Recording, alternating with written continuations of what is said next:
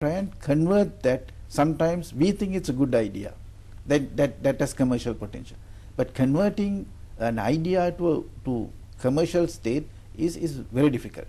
So that's a challenge. It's a huge challenge that everybody faces, and a lot needs to be done. Now, Professor, can you elaborate, because I think that's an extremely important aspect point that we have come to, because even in a discussion previous to this, that is with the Vice Chancellor of the Uvalas University, we were speaking about the role of the government and that how the other corporate sectors and other corporates can emerge based on new ideas and new concepts, and value can be added to the economy. So now what you are also saying is that there are very good ideas, but when you are going to make it commercialized, there's a problem. Now the problem, is it in the funding, or is it in the policy, or what are the obstacles? Now firstly, when the idea, it is again the evaluation of the ideas. Now we in the universities think an idea is marketable. Now for the last 4 or 5 years we have been struggling with this, but in reality sometimes there's a lot more needs to be done before that idea becomes actually workable. And the universities are not in a position to keep the student once he graduates working on that idea. We just don't have the mechanism, and that needs to be taken in. And normally what universities worldwide have done is create what are known as incubators. Incubators is a place where when the idea is good, a student now who is a graduate gets to work on it, on that idea, creating, spending time on that, and then being able to bring it to a point where it is marketable. Now in the incubator concept, something that is much talked of by industry. For example, I know the IT sector is seriously looking at setting up an incubator on its own. It is a costly process, because every idea does not convert it into a commercial entity. So there is somebody has to be prepared to take a loss, where a student would work on an idea for a year, and then at the end of the year you might not be able to, you'll realize it's no longer commercially viable. So in what you mean is you have to find an investor who is willing to invest on this period of getting the idea to the commercial. The reality with investors is investors come in only when they know that it is a winner. So there is this gap where we need to create the idea to show that it can be a winner, not a winner, it can be a winner. Then the investors are interested. But the challenge is until that point. How do we do it? Now we have struggled with it, because for example the University Act that we have does not allow us to have incubators. Why is that? Because the incubators by the very nature require to be a risk-taking situation. Now we've been totally funded by the state. That option is not available to us. I think from the state side we see the Inventors Commission as a very useful organization that can come and play this role. So what is the role of the Inventors Commission? Inventors Commission is supposed to promote new ideas of young inventors or old inventors or inventors, to be able to take it into patenting it and then trying to commercialize it for national development. We for example, we have submitted a proposal to the Inventors Commission to link up with the university. 3 years ago we had a link experiment that we did, where the Inventors Commission came and gave our final year project students and some of the master students small amounts of money, something like 60,000 to 100,000, to convert the report that normally ends up with this final year project to actual product. And we saw a huge number, very significant, interesting products coming out by this small contribution, and they've all displayed at the Inventors annual Inventors exhibition that they had at BMICH. For example, I remember a student developed with the support of a staff a machine to husk coconuts, and it was an idea that would have normally ended up with a final year report, which an actual product that people could see was developed.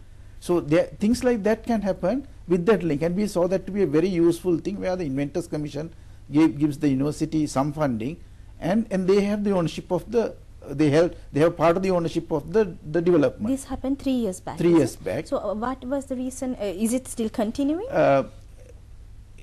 It didn't continue. We did it. I think it was very successful in that year. Then thereafter, it didn't continue. For funding reasons, or I think it was more for funding reasons. So building on that experience, we actually, the Council of the University submitted a proposal to the Inventors Commission, and we are looking forward to a very positive response from the Inventors Commission, because we have developed a lot of, for example, the Department of Electronics has worked very closely with the medical faculties of this country.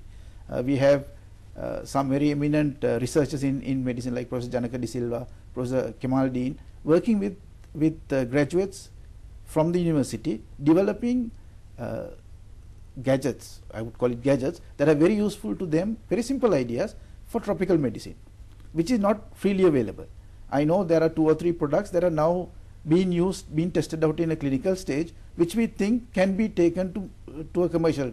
But then that's a huge, very difficult process for the university or even for industry to come in.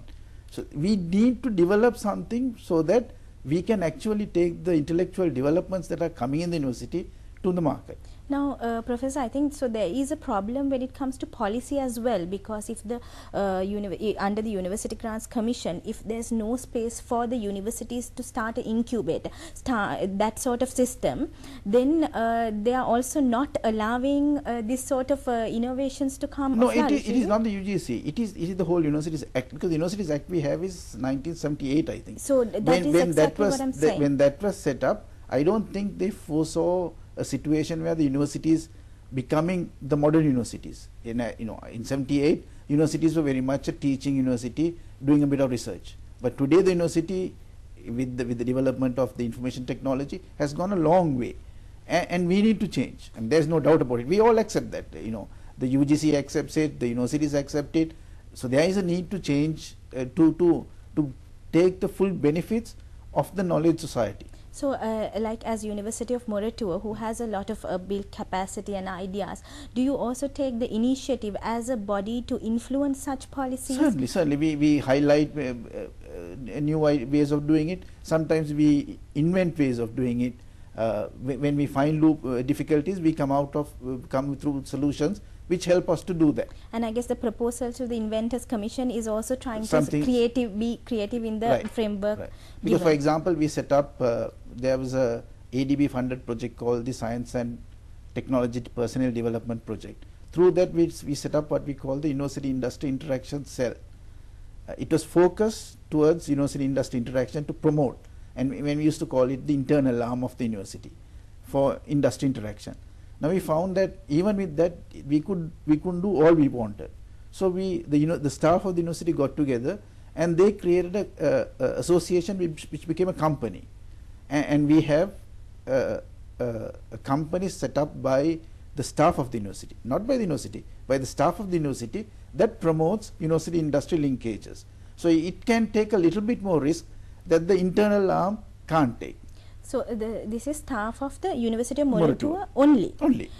Right. Now, on that same note, Professor, what I was trying to ask is, have the universities thought about getting, say, staff of all the universities together, maybe as a marketing division or a division to sort of facilitate these connections between industry and the university, where they also let the industry know that these are the ideas that are available and whether they would like to sort of invest. So there's like an organized body, because if you look at the corporate sector, how they sell many of their proposals is with an organizing sort of marketing effort. Right. So what I'm asking is like what University of Moratuwa has done, whether there is a concerted and collective effort when it comes to the universities. No, I think it will be much better for the university to do it by itself.